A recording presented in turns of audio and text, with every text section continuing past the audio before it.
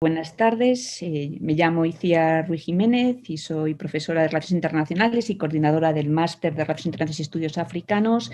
Os quiero dar la bienvenida a esta conferencia que se ubica dentro del ciclo de conferencias extraordinarias del Máster en Relaciones Internacionales y Estudios Africanos y que es una conferencia que tenía que haberse celebrado al inicio del curso, a principios de septiembre. Es una conferencia que hacemos todos los años, una conferencia inaugural del máster en homenaje al profesor Francisco Javier Peña Esteban, que fue el fundador del Grupo de Estudios Africanos, del Grupo de Estudios Internacionales y de alguna manera uno de los inspiradores de este máster. Y todos los años al inicio del curso pues le hacemos un pequeño homenaje invitando a alguna persona especialista en algún tema de relevancia para las relaciones internacionales o los estudios africanos para poder compartir con esta persona un poco sus reflexiones en torno a algún tema de actualidad, ¿no? Y en concreto, esa conferencia que no se pudo celebrar por la situación de pandemia y también por otros motivos fundamentalmente míos de carácter personal, no muy agradables, pues hemos conseguido finalmente que se pueda celebrar en este momento, en el día de hoy. Se va a celebrar por Zoom para los alumnos del máster y a través del canal de YouTube de la Facultad de Derecho a nivel abierto para todo el mundo a través de Internet, de manera que la gente que esté en el canal de YouTube y nos esté escuchando desde ahí, pues podrá comentar y participar en el debate posterior que vamos a tener con la conferenciante de hoy a través del chat de la facultad. Y los alumnos del máster y los profesores y otras personas de la universidad que estén a través de Zoom, pues lo podrán hacer de viva voz a través del micro de este canal de Zoom, ¿no?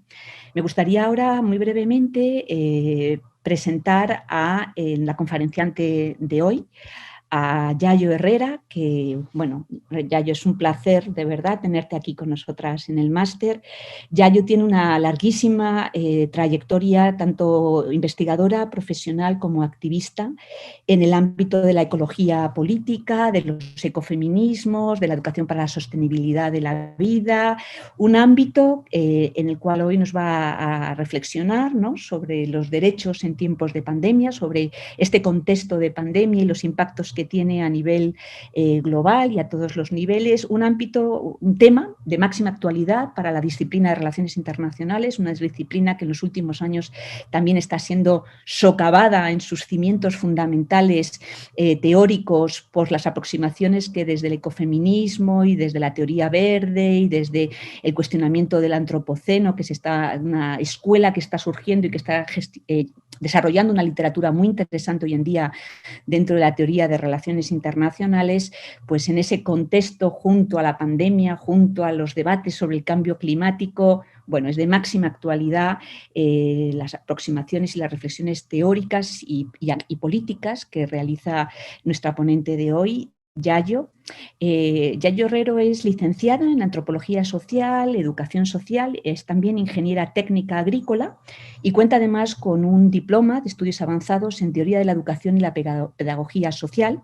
Es socia de la cooperativa Garua Sociedad y docente en numerosas universidades, una magnífica conferenciante y autora o coautora de más de 30 libros y colabora asiduamente en medios de comunicación.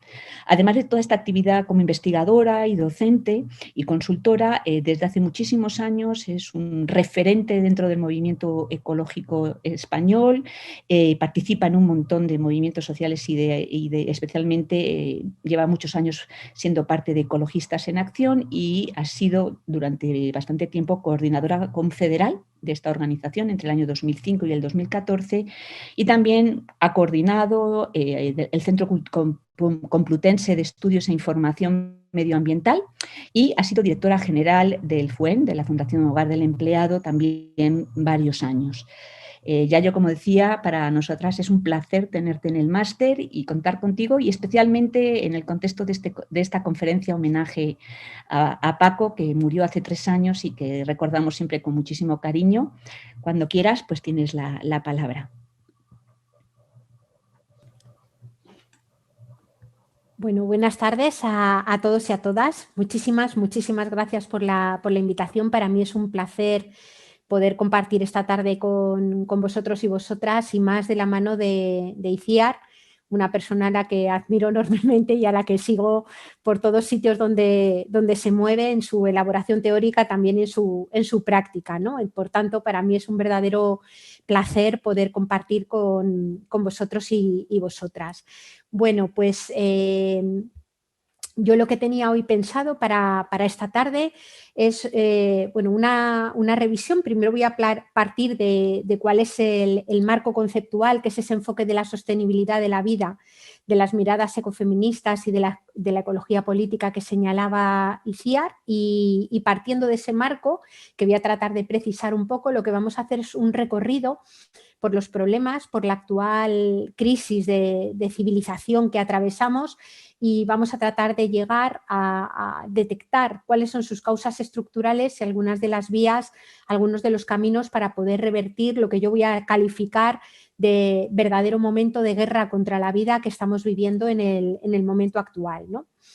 La mirada de la que yo voy a partir es la mirada del enfoque de la sostenibilidad de la vida, y para ello pues partimos de una primera pregunta que para mí es una pregunta básica, os va a parecer casi de perogrullo, pero que es una pregunta que en este momento es necesario hacerse, ¿no? Y la pregunta básica es: ¿de qué depende la vida humana? ¿Qué es lo que hace que cualquiera de las personas que estamos aquí conectadas en este momento hayamos podido llegar desde el día que nacimos hasta el día de hoy estando vivas, ¿no?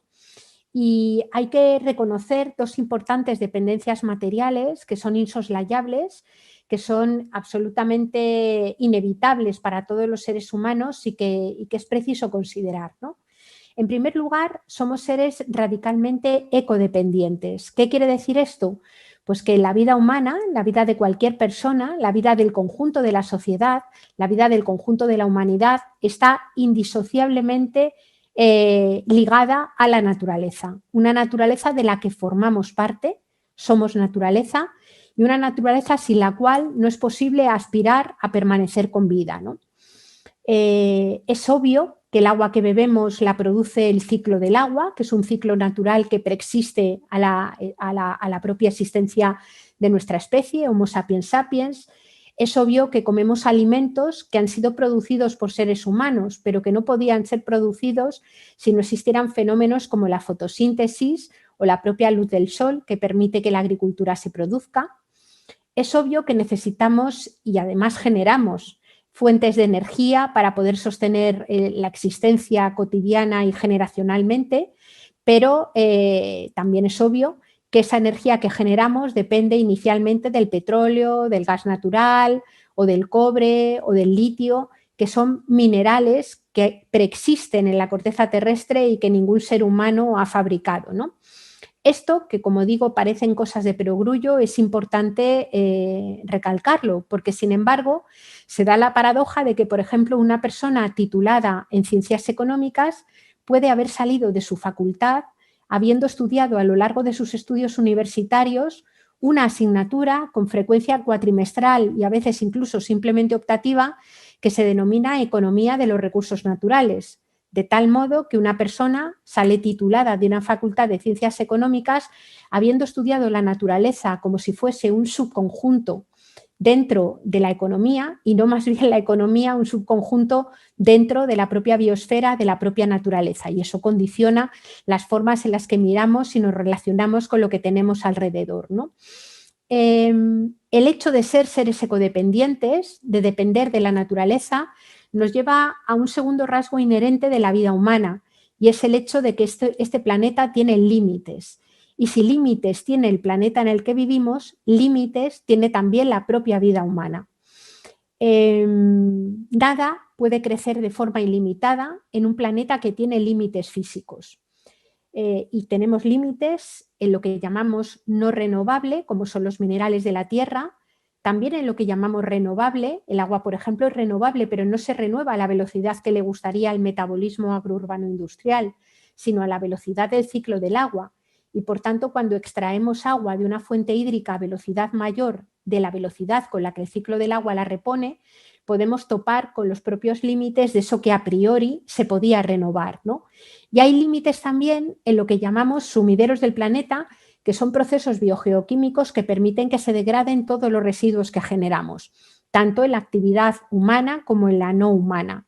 Por tanto, nada puede crecer permanentemente, exponencialmente en un planeta que tiene límites. Y aquí nos vamos a encontrar con un primer choque espacial y temporal que retomaremos un poco más adelante, que es el que se produce entre los modelos económicos que se han hecho dominantes, que se han convertido en hegemónicos. Hablamos, por ejemplo, del modelo económico capitalista con claridad, pero también de los capitalismos de Estado, por ejemplo, de China, que son modelos que pretenden crecer de forma ilimitada sobre esa base mineral finita, sobre esos recursos finitos y esos ciclos naturales finitos que hay en la Tierra. Ahí nos vamos a encontrar con esa tensión estructural que retomaremos un poco después, ¿no?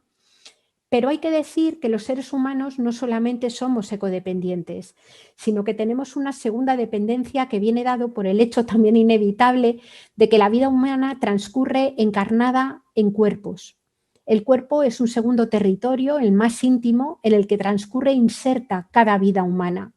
Unos cuerpos que también son vulnerables, unos cuerpos que también son finitos, unos cuerpos que nacen, a veces enferman, unos cuerpos que envejecen, cuerpos que tienen necesidades a lo largo de toda su vida y sobre todo y de forma más intensa en algunos momentos del ciclo vital. Es obvio que una criatura recién nacida no sobrevive a sus primeros años de vida si nadie la cuida. Vuelve a ser obvio, y yo creo que durante la pandemia lo hemos podido ver de una forma especialmente dramática, que durante la vejez hay también necesidades especiales, que en sociedades como las nuestras, me refiero a las de los países occidentales, especialmente envejecidas, hay muchas personas que no pueden ni levantarse, ni acostarse, ni asearse, ni alimentarse, si no es porque hay otras personas, normalmente de otras generaciones, que dedican una intensa cantidad de tiempo de trabajo a asegurar que esa persona, que ese cuerpo especialmente vulnerable, tiene lo que precisa para poder mantenerse con vida. Sucede lo mismo en el caso de la enfermedad, sucede lo mismo para todas las personas y para algunas especialmente. Hablamos, por ejemplo, de algunas diversidades funcionales que requieren de un acompañamiento a lo largo de toda la existencia para mantener y posibilitar que vivan vidas decentes, que vivan vidas dignas, ¿no? Por tanto, lo que queremos decir con esto es que entre los seres humanos no hay ninguno que pueda considerarse completamente autónomo. No hay ninguno que pueda considerarse especialmente independiente. Es decir, que la dependencia no es una patología, sino un rasgo inherente de la vida humana, que todos y todas somos personas dependientes, que todos y todas desarrollamos una vida digna en la medida en la que la comunidad que nos rodea sea capaz de atender esos cuerpos necesitados, esas vidas permanentemente necesitadas que tenemos, ¿no? Quienes venimos de una trayectoria analítica que tiene amplias, un enraizamiento amplio en el marxismo, nos acordamos muchas veces de la famosa frase de Marx que decía que la emancipación era pasar del reino de la necesidad al reino de la libertad.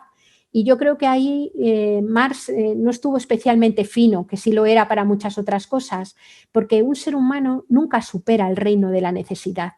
Siempre, todos y cada uno de nosotros vamos a ser seres necesitados de alimentación, de sueño, de descanso, de cuidados, de vivienda, de afectos, de significación social, de participación.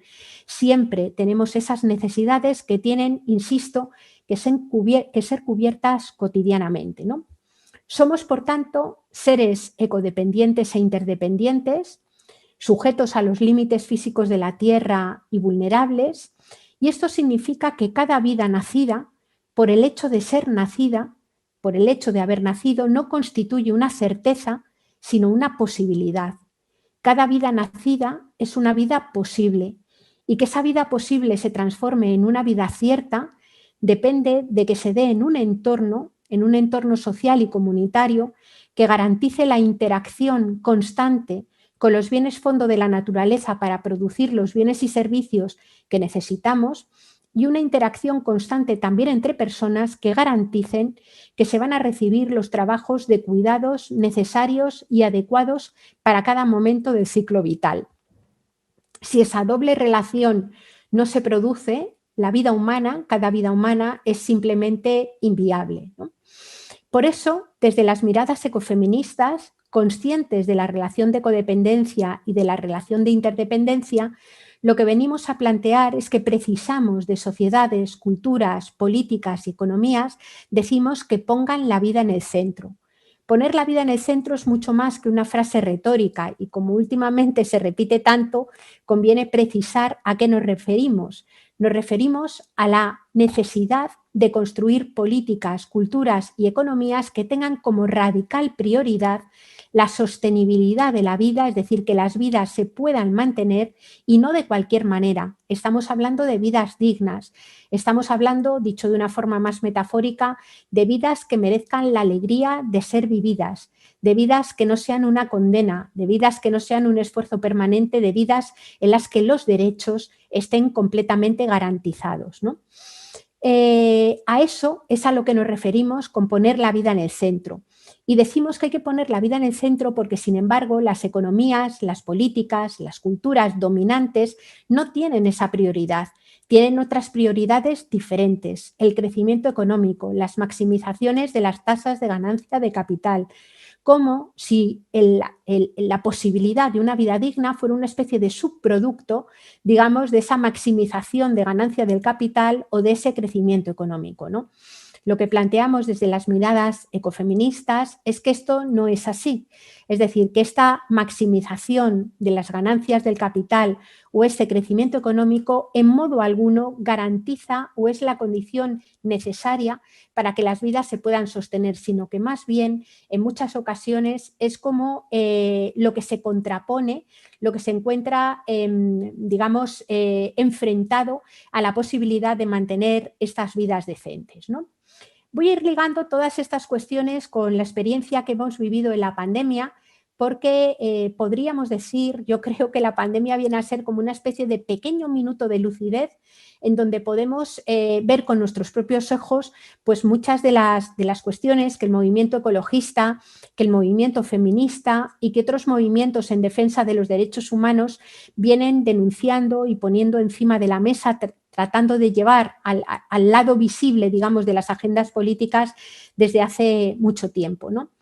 A los inicios de la pandemia, cuando empezó a ser más visible en nuestros territorios, hubo declaraciones políticas, algunas de ellas, por ejemplo, fueron de Donald Trump, pero también algunos otros políticos más cercanos, digamos, a nuestro propio territorio, al del Estado español. Hubo declaraciones políticas que señalaban que la pandemia era una especie de cisne negro.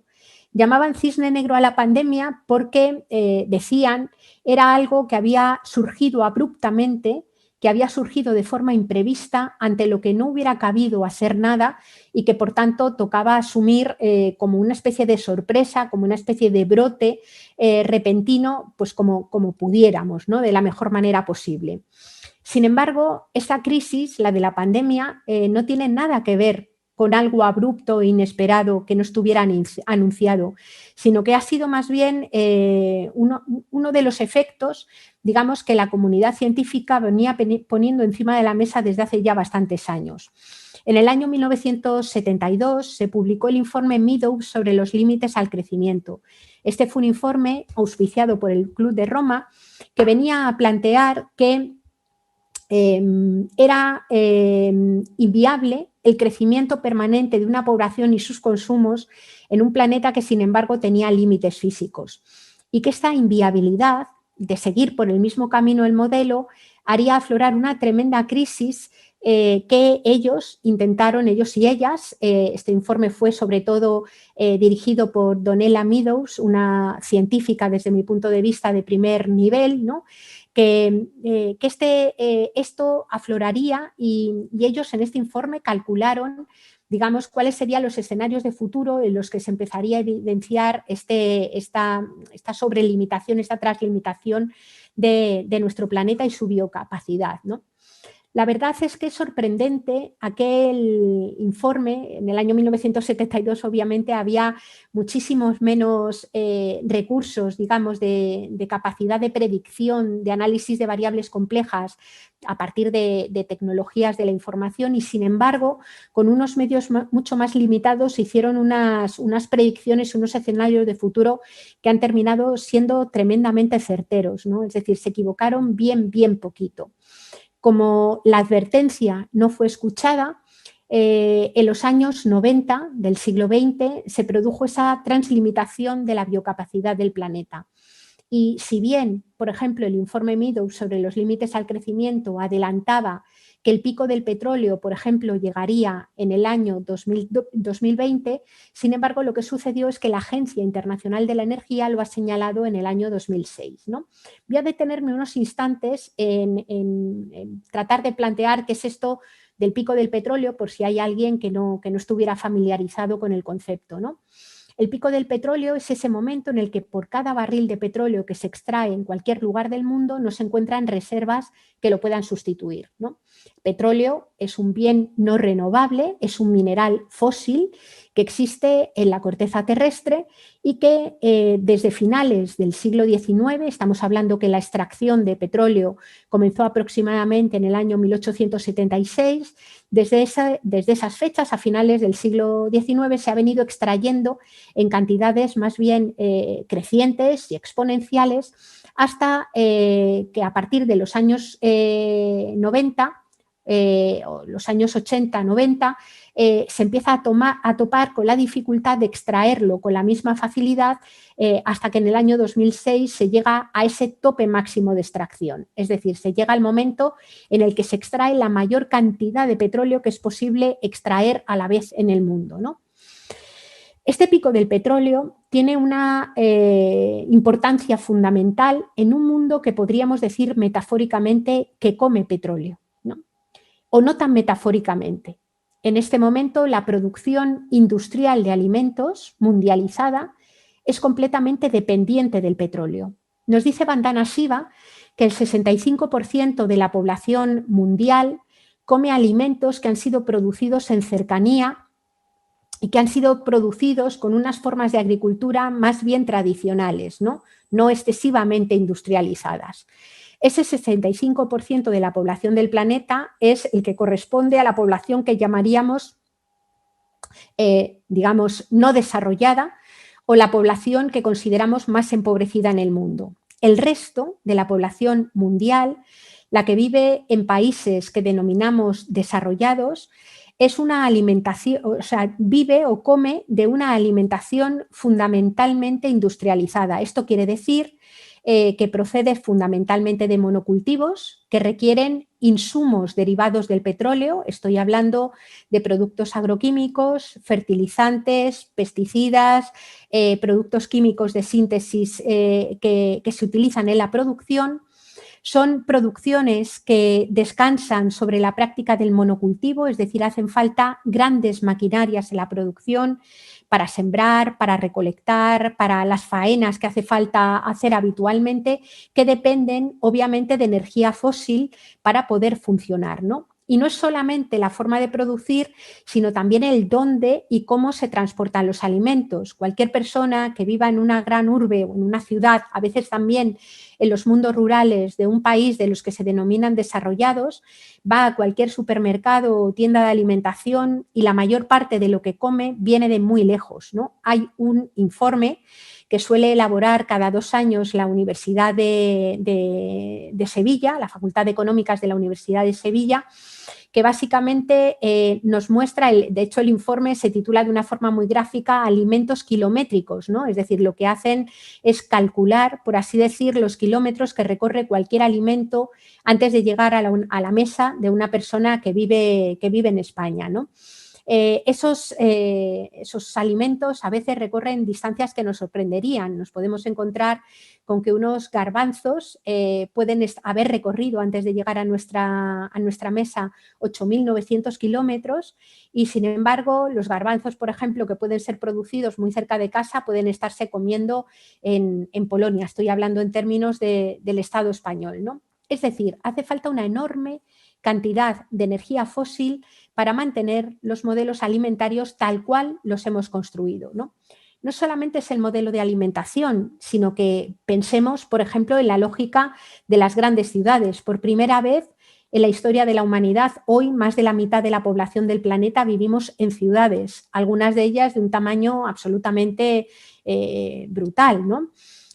Tokio, por ejemplo, 39 millones de habitantes, Ciudad de México, Nigeria, todo lo que hay alrededor del centro metropolitano de Londres, Países Bajos. Es decir, estamos hablando de núcleos urbanos y periurbanos que tienen un tamaño tremendo y donde viven hacinadas millones de personas, ¿no? El problema es que en la mayor parte de estas ciudades, y lo digo de una forma un tanto así coloquial, no se produce nada que sirva para estar vivo, ¿no? Pensemos, por ejemplo, en una ciudad como la ciudad de Madrid. En la ciudad de Madrid viven hacinadas millones de personas y no se produce nada que sirva para estar vivo. Me refiero a alimentos, a productos manufacturados, a bienes básicos que utilizamos para sostener la existencia, ¿no? No solamente es que todos esos productos tengan que estar metidos dentro de la ciudad con camiones cotidianamente, sino que además hace falta sacar todos los residuos que generamos. Es decir, en una ciudad se generan residuos de una forma muy grande y tienen que ser sacados fuera de la ciudad cotidianamente, diariamente, y para ello hace falta, tanto para la entrada como para la salida, un tremendo flujo de medios de comunicación, de medios de transporte, fundamentalmente camiones, que son movidos obviamente por energía fósil, ¿no? Os pongo un flash así muy rápido, no sé si lo visteis, pero durante la tempestad Filomena, casi todo el mundo que vive dentro de España, como cada cosa que pasa en Madrid acaba saliendo en todos los informativos, ¿no? Pudimos ver probablemente las enormes colas de camiones que se montaron en toda la meseta castellana. Eran cientos de camiones parados, ¿no? Esa es como una especie de foto cristalizada, como un momento cristalizado del metabolismo urbano, ¿no? Es decir, todos esos camiones tienen que entrar y tienen que salir para que el metabolismo urbano funcione, porque cuando eso se detiene, lo que sucede es que hay un problema de abastecimiento dentro de las ciudades de bienes básicos o hay un problema de acumulación de residuos, aunque solamente sea la basura que sacamos cotidianamente, la basura doméstica, que en 2-3 días sin poder ser retirada genera situaciones verdaderamente caóticas e inviables dentro de una ciudad, ¿no? Planteo esto para que veamos un poco cómo la energía fósil ha permitido construir modelos que tienen una escala material absolutamente brutal y lo ha construido en modo burbuja, porque eso ha sido posible, es posible mientras hay esa disponibilidad de energía fósil, ¿no? ¿Y por qué me refiero tanto a la energía fósil si hay otras fuentes energéticas? Pues porque el resto de fuentes energéticas de las que ahora mismo se habla para sustituir las energías fósiles son fuentes energéticas que tienen en primer lugar menores tasas de retorno energético, es decir, tienen menores capacidades de dinamizar fábricas, generar medios de transporte, transportar personas y mercancías que el petróleo. Y por otro lado, son fuentes energéticas que dejan de depender del petróleo, relativamente, pero pasan a depender de otros minerales. Para poder fabricar aerogeneradores y placas solares, hacen falta minerales como el litio, el cobre, el neodimio, el disprosio, el vanadio, el tantalio, el cobalto. Para poder generar energía eléctrica en una central nuclear, hacen falta otro mineral finito como el uranio. Muchos de esos minerales han alcanzado ya su pico de extracción. Es el caso, por ejemplo, del cobre.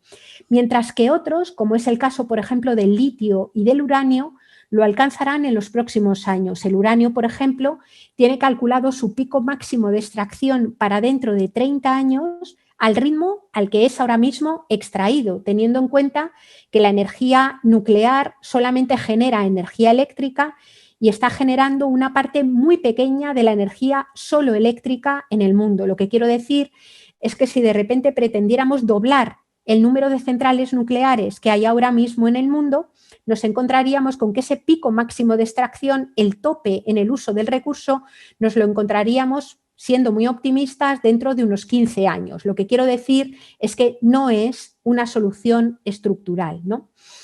El hecho de que estemos hablando de que la energía renovable no es una energía que venga mágicamente del sol o de los vientos, sino que hace falta toda una serie de dispositivos materiales para que funcione, nos hace ver que los minerales y la energía, desde mi punto de vista, desde nuestro punto de vista, no son una cuestión que deba ser relegada al control o al conocimiento de personas expertas, sino que son una cuestión que está directamente ligada al mantenimiento de los derechos, a la justicia, a la posibilidad de mantener unas políticas y sistemas éticos, digamos, y que forma parte central, digamos, de la preocupación política y cuando hablo de la preocupación política no me refiero solo a la institucional, sino esa dimensión política que constituye la forma de construir la vida en común a la que todos y todas estamos llamados, de las que todos y todas formamos parte, ¿no? Estos minerales de la corteza terrestre que deben ser utilizados para generar energías renovables, que yo creo que además avanzo, que me parece que es imprescindible evolucionar hacia ellas, digamos que son unos, no eximen o no eliminan el hecho de que tengamos que aprender a vivir forzosamente con menos energía, ¿no?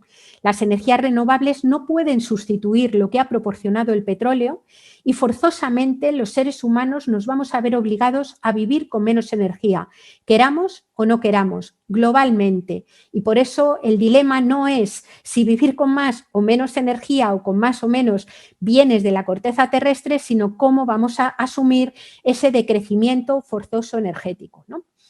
Claro, empezamos a escuchar, por ejemplo, qué está diciendo ahora mismo la Unión Europea con respecto a lo que ha llamado reconstrucción post-COVID, que además la ha denominado verde, una reconstrucción post-COVID verde, ¿no? Resulta que con los mismos minerales que se pretende transformar la energía fósil, el sistema energético basado en las energías fósiles, en energías renovables y limpias, con ese mismo stock de minerales se pretende transformar el parque de coches de motor de combustión en coche eléctrico. Claro, el coche eléctrico no se fabrica de la nada, requiere minerales, los mismos minerales que hacen falta para transformar el modelo fósil en un modelo renovable. Y no solamente es eso, sino que además se habla de ampliar la digitalización de la economía y del despliegue de las tecnologías 5G.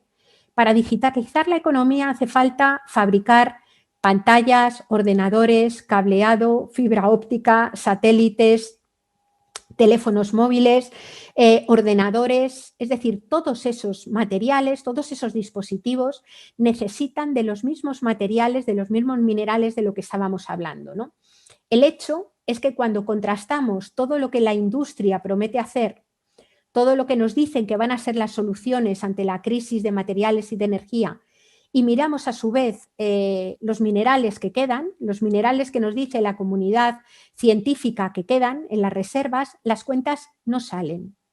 O salen si el resultado y los beneficios son para un sector privilegiado, para un sector de población que puede vivir con recursos de la tierra finitos en su propio beneficio, desposeyendo, despojando a muchos otros sectores de población y no nos olvidemos otros sujetos vivos, otros seres vivos, digamos, de esos recursos que se necesitan, ¿no? Si miramos en este momento dónde se está extrayendo el petróleo, dónde se está extrayendo el gas natural o dónde se está extrayendo los minerales que son tan apetecidos por el marco de la industria y que se plantean como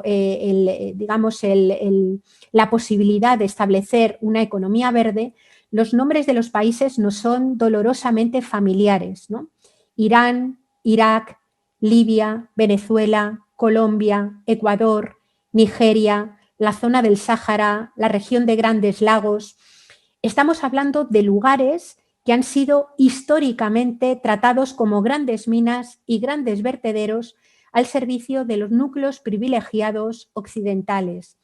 Estamos hablando de lugares cruzados por guerras formales y no formales. Me voy a referir por guerras formales a aquellas en las que media una declaración de guerra y hay una invasión de ejércitos con excusas de lo más variopintas, ¿no? Recordamos, y tenemos, algunas personas recordamos y tenemos todavía presentes lo que fue la Segunda Guerra del Golfo, una guerra en la que una alianza de ejércitos, entre ellos y con un papel preponderante el ejército del Estado español, el ejército inglés y el de los Estados Unidos, invadieron Irak buscando unas armas de destrucción masiva que jamás aparecieron, y por el camino lo que sucedió fue que se produjo el acaparamiento, la apropiación de yacimientos de petróleo que se pusieron al servicio de los mercados centrales y que hicieron que el país que tenía el consumo de petróleo per cápita más alto del mundo, que era Irak, pasara a tener unos consumos energéticos per cápita similares a los de la Alta Edad Media, sin ningún tipo de transición verde, por la pura desposesión, por la pura invasión del país, ¿no? Cuando hablamos de guerras no formales, nos estamos refiriendo a ese proceso de despojo que están protagonizando empresas de carácter transnacional que llegan a territorios, se alían con algunas empresas locales y que con el apoyo muchas veces de los gobiernos de los países, de los gobiernos locales, practican una dinámica absolutamente extractivista dentro de los territorios, fundamentalmente en países del sur global, ¿no? Estamos hablando de la extracción de minerales, pero estamos hablando también a veces de prácticas que se denominan verdes. Estoy pensando, por ejemplo, en el corredor eólico de Tehuantepec, en México, donde una energía que supuestamente es renovable, como la energía eólica, está expulsando del territorio y sometiendo a una tremenda violencia a los pueblos que viven en estos lugares, ¿no? Por supuesto que en lugares como América Latina o lugares como África han vivido el extractivismo, viven el extractivismo más absolutamente brutal de las riquezas de sus territorios, de los bienes que están en la corteza terrestre, también de la propia tierra y la fertilidad de sus suelos. Se produce la apropiación de fuentes hídricas para generar energía eléctrica, que con frecuencia se dirige al propio proceso extractivista, o para poner en marcha dinámicas de agricultura industrial que con frecuencia deseca los territorios y han terminado, digamos, generando la expulsión de montones de personas de ellos, ¿no? Estamos hablando también de que esta dinámica extractivista se alía o produce una especie no es exactamente una alianza porque no hay consciencia en ella, ¿no? Pero se conecta de forma directa formando una especie de tormenta perfecta con el problema que denominamos cambio climático, que no es ni más ni menos que la alteración de las reglas del juego que organizan todo lo vivo, que tiene su propio origen en el uso desmedido de combustibles fósiles y que en este momento ya se encuentra sujeto a procesos de realimentación positiva en la naturaleza que pasan a ser prácticamente incontrolables, ¿no? El resultado de toda esta dinámica es que nos encontramos con un proceso que ya no es solamente de explotación de la vida humana, ya no solamente de explotación de los territorios, sino que, como dice Saskia Sassen, pasa de ser un capitalismo de la explotación y de la producción a ser un capitalismo de la explotación, desde luego, pero también del extractivismo, es decir, de extraer de la tierra las últimas gotas de vida, y de la expulsión. Porque en este momento la dinámica es de expulsión, de personas que tienen que abandonar sus territorios por pura pérdida del hábitat o simplemente por los conflictos, por la estigmatización, por la criminalización, por la persecución y la violencia que genera esta dinámica extractiva, ¿no? Nos encontramos, por tanto, con muchas personas obligadas a salir de sus territorios, que salen, en primer lugar, desde zonas rurales, muchas veces hasta la periferia de las ciudades de su país. Esta dinámica ha sido bastante clara y evidente, por ejemplo, en lugares como Siria. Y luego, en algunos casos, algunas de las personas llegan incluso a abandonar el propio país, con frecuencia con un destino que son los países de alrededor, que se convierten en verdaderos polvorines y zonas de intensa tensión. Y en algunos casos, pocos, se puede seguir el mismo camino que han hecho las materias primas sacadas de sus territorios, es decir, el de los países del sur global hacia los lugares, los núcleos de privilegio. en unos viajes que, como bien sabemos, están en el momento previo, durante el viaje y en el momento de la llegada, plagados de vulneraciones violentas y flagrantes de los derechos humanos en todos los sentidos, ¿no? Y todos los tipos de derechos, quería decir. Lo paradigmático, o lo que es importante mirar cara a cara, es que si la valla que rodea a la Europa rica, además de no dejar entrar personas migrantes, no dejará entrar minerales, energía, materias primas, alimentos o pesca que vienen de los países de esas personas migrantes, la Europa rica no se mantendría materialmente en pie ni 2 meses. Lo que quiero decir es que hoy todos los países que denominamos desarrollados, absolutamente todos, son países que tienen la característica de ser deficitarios en materias primas y en bienes producidos por la tierra y ser absolutamente excedentarios en residuos, ¿no? Por tanto, voy a ser un poco provocadora, ¿no? Pero yo creo, y creo que fue muy, muy preciso Boaventura de Sousa Santos cuando acuñó, digamos, la conceptualización del fascismo territorial, ¿no? En este momento, nuestros modelos económicos hegemónicos, la economía mundializada y globalizada, tiene una estructura territorialmente fascista, ¿no? Me refiero a que, por ejemplo, si miramos las huellas ecológicas de los países más ricos, la huella ecológica es una transposición que se hace a partir de un cálculo modelizado de, digamos, el requerimiento en tierra, minerales, bienes de la corteza terrestre. En el cálculo de la huella ecológica, por ejemplo, no interviene el agua, si no se agravaría, ¿no? Digamos, de la cantidad de territorio se transpone a unidades de superficie de la tierra lo que un país, una comunidad, una persona requiere en términos materiales. Si toda la población del planeta viviera materialmente como la media de una persona en el Estado español, requeriríamos aproximadamente 3 planetas. Como la media de una persona noruega, 4. Como la media de una persona danesa, 5. Como la media de una persona de Estados Unidos, 6 planetas. Como la media de una persona de Kuwait, 11 planetas. Y tenemos uno y parcialmente agotado. Luego, esto quiere decir que para poder vivir como si tuviéramos 3 planetas, hace falta que en otros lugares hayan personas, hayan sujetos vivos que sean desposeídos de aquello que necesitan para estar viviendo.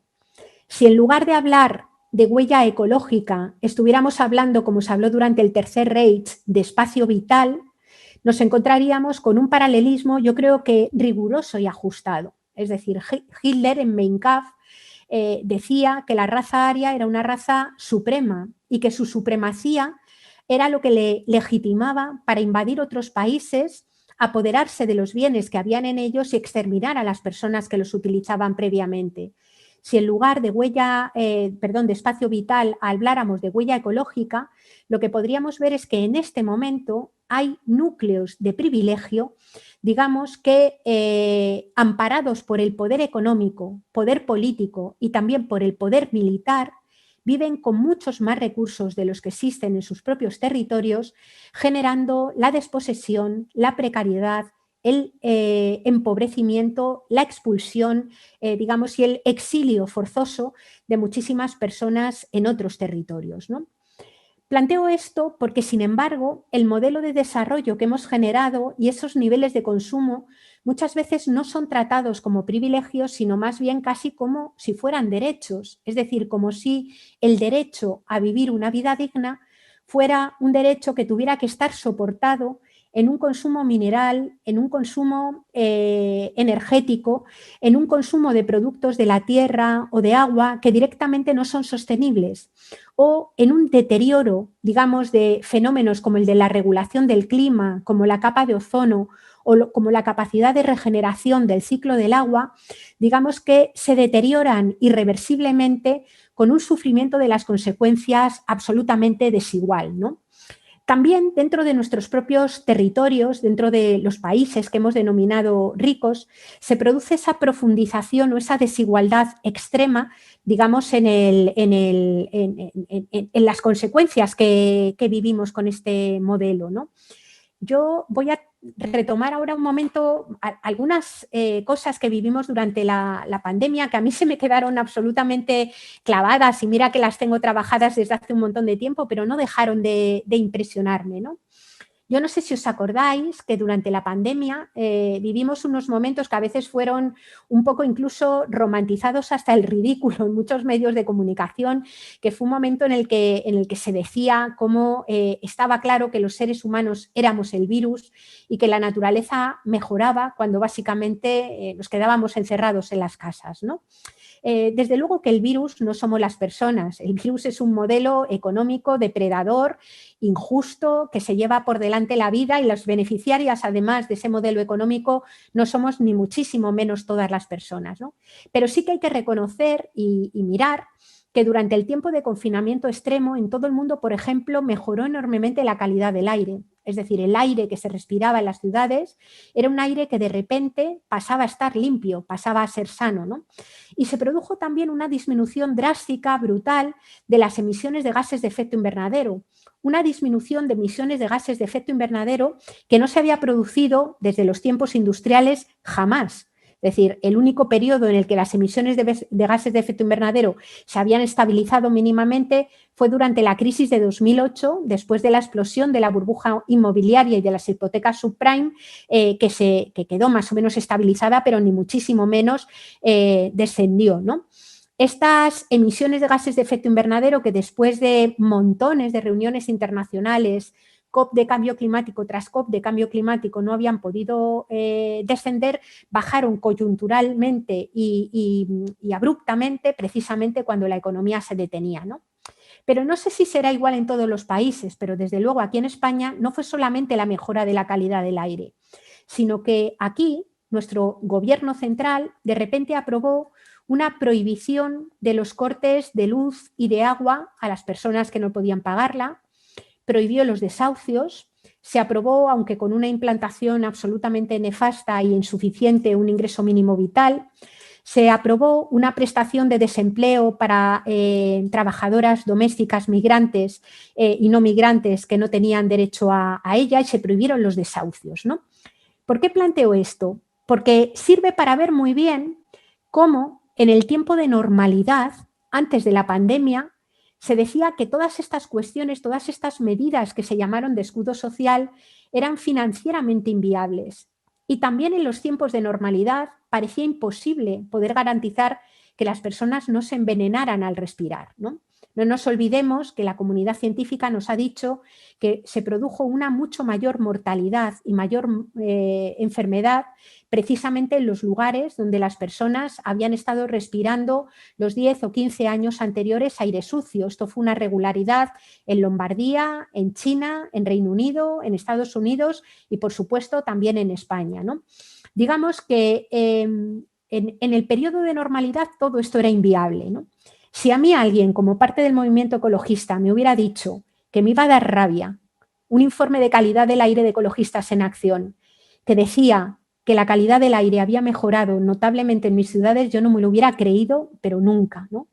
Pero me dio rabia. Yo me acuerdo un día que con toda la emoción a flor de piel que teníamos durante el periodo de la pandemia, que es que casi se me saltaban las lágrimas viéndolo, ¿no? Y me daba rabia porque eso no fuera el resultado de una política pública que pone en el centro la salud de las personas y la vida de las personas, sino fuera el resultado de una desgracia, de una pandemia que se había llevado por delante a un montón de nuestras personas más mayores solas, en residencias, sin recibir visitas, tratadas como si fueran la materia prima del negocio de las residencias y no fuera el resultado de una política pública, digamos, que ponía a la gente en el centro, ¿no?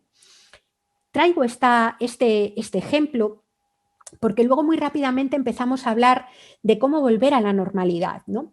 Y el gran drama que tenemos, el gran problema que tenemos, que se lleva nuestros derechos, digamos, por el cubo de la basura, es que hemos construido una forma de entender la economía en la cual la economía se contrapone a la salud, la economía se contrapone al bienestar, la economía se contrapone al bienestar de nuestro planeta, es decir, la economía se contrapone al mantenimiento de la vida.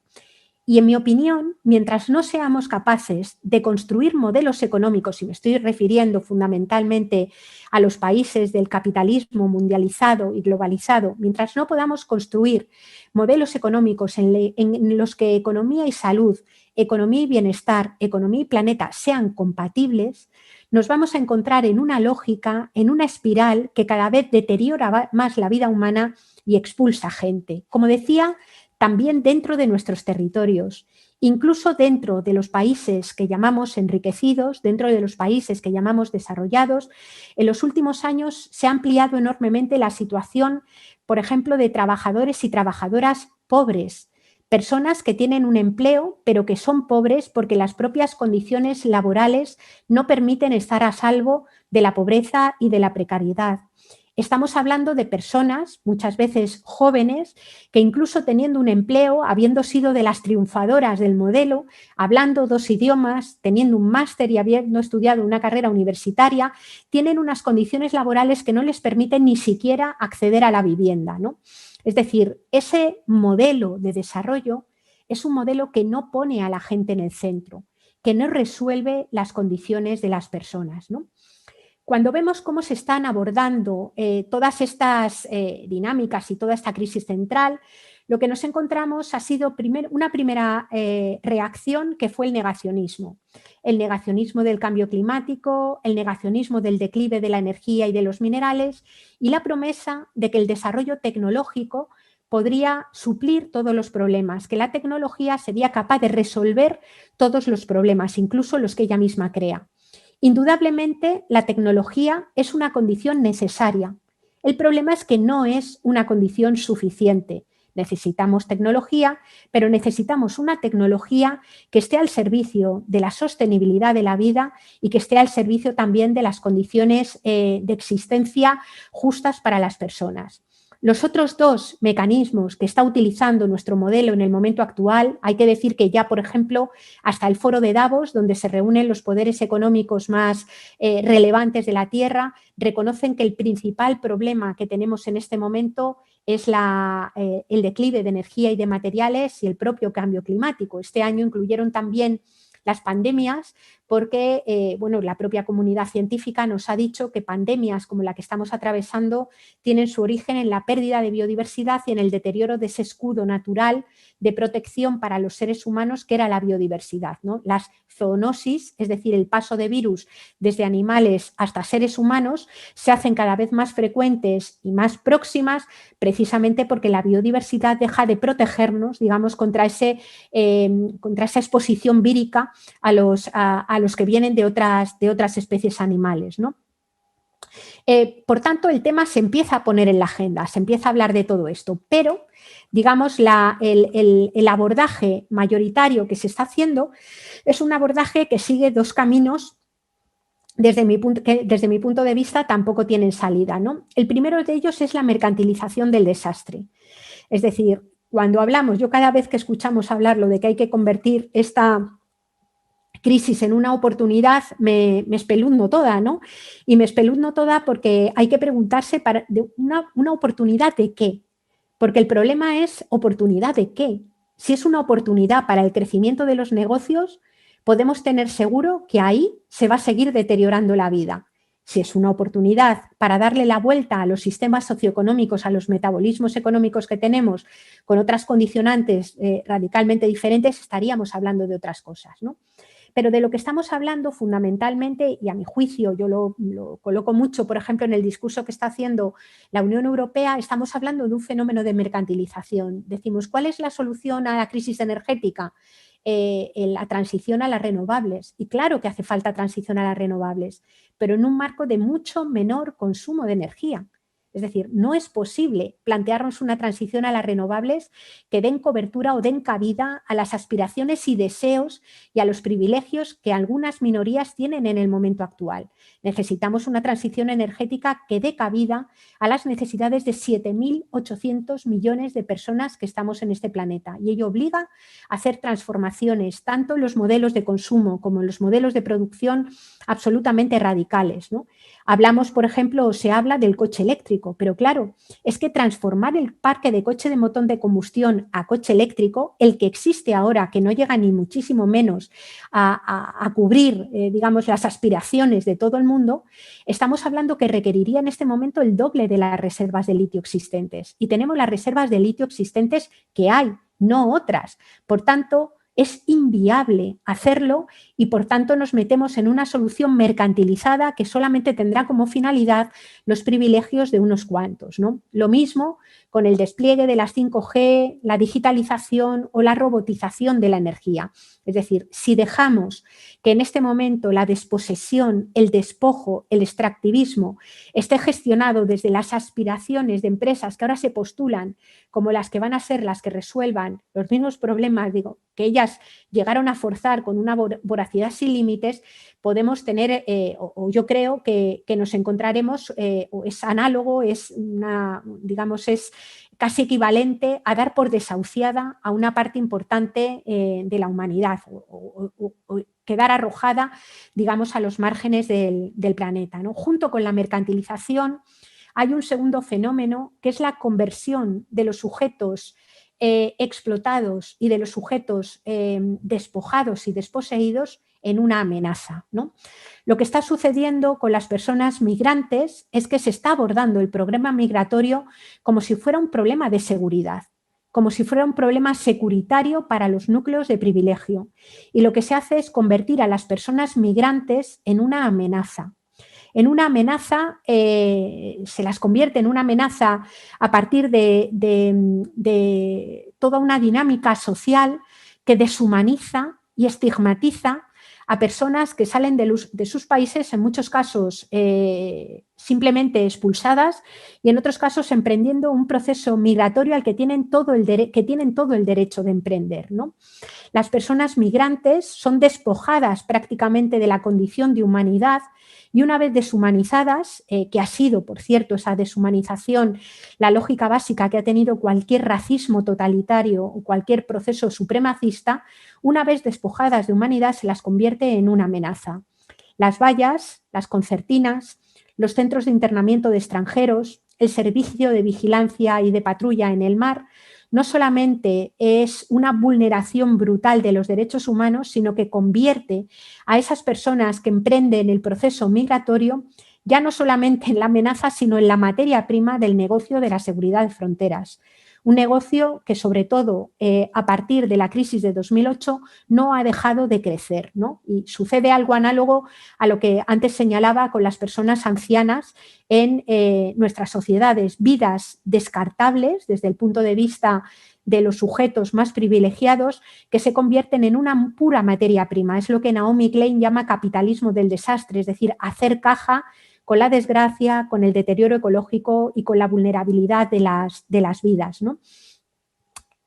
¿Cómo podríamos mirar o de qué manera nos podemos plantear ese poner la vida en el centro? ¿Cómo poder hacer las cosas de otro modo, ¿no?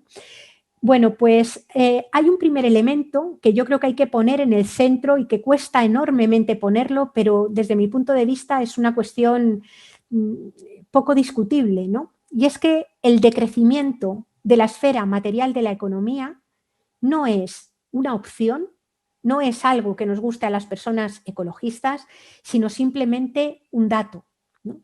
La comunidad científica nos adelanta que sí o sí viviremos con menos energía, que sí o sí viviremos con menos materiales, que sí o sí viviremos con menos recursos extraídos de la tierra, que sí o sí viviremos en unas condiciones diferentes que marca la dinámica del cambio climático, que marca, digamos, esto que hemos llamado crisis global o crisis ecológica global, ¿no? Por tanto, el problema no es si globalmente vamos a vivir o no con menos energía, sino cómo abordamos ese proceso. Se puede abordar de una forma, yo creo que es la que estamos viviendo en este momento, fascista, es decir, donde quienes tienen poder económico, político y militar se apoderan de recursos que son bienes comunes y que pertenecen a todo el mundo, como usufructo, ni siquiera como propiedad, ¿no? Y se puede afrontar incluso de una forma ecofascista, ¿no? Es decir, con políticas que llamamos verdes, pero que no ponen en el centro la redistribución de la riqueza o no ponen en el centro el cuidado de todas las personas. Es decir, hay políticas o hay propuestas, como por ejemplo la extensión del coche eléctrico o el hacer crecer la economía con unos modelos económicos que ahora denominamos verdes, que si no están construidos, abordados y planificados desde la conciencia de ser 7.800 millones de personas, pueden desembocar en unas dinámicas que son claramente ecofascistas, ¿no? O se puede hacer de una forma radicalmente diferente, que desde mi punto de vista tendría que estar presidida por 3 principios fundamentales. El primero de ellos es un principio de suficiencia. El principio de suficiencia significa que hace falta aprender a vivir con lo suficiente. Y esto es todo un debate bien difícil, que nos aboca a debatir sobre las necesidades, porque hay personas que consideran que lo suficiente es una cantidad que no puede ser extendida ni muchísimo menos a toda la población. Si yo me pregunto, ¿puede toda la población del planeta aspirar a tener un coche en propiedad? Es imposible materialmente. ¿Puede toda la población del planeta aspirar a comer 5 días a la semana proteína animal? Es inviable materialmente. ¿Puede toda la población del planeta aspirar a tener un aire acondicionado individual? Es inviable materialmente. No hay minerales ni energía para poder sostener esos consumos.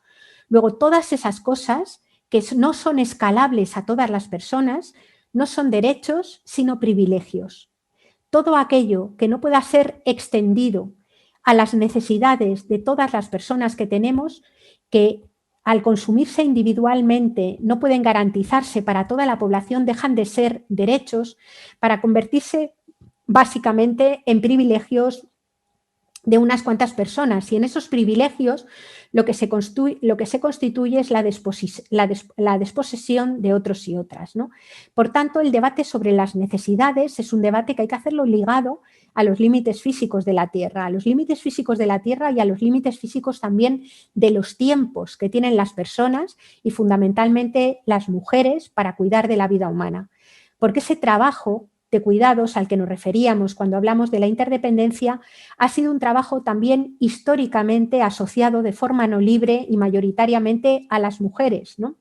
Es decir, son mayoritariamente mujeres a partir de las reglas que marca la división sexual del trabajo en las sociedades patriarcales las que se ocupan de hacer mayoritariamente ese trabajo de cuidados, creando una deuda que es una especie de deuda similar a la deuda ecológica que tienen los países ricos contraídas con los países del sur, una especie de deuda civilizatoria que tiene asumida fundamentalmente las poblaciones masculinas con las femeninas por esa desigual implicación en el mantenimiento cotidiano y generacional de las vidas, ¿no?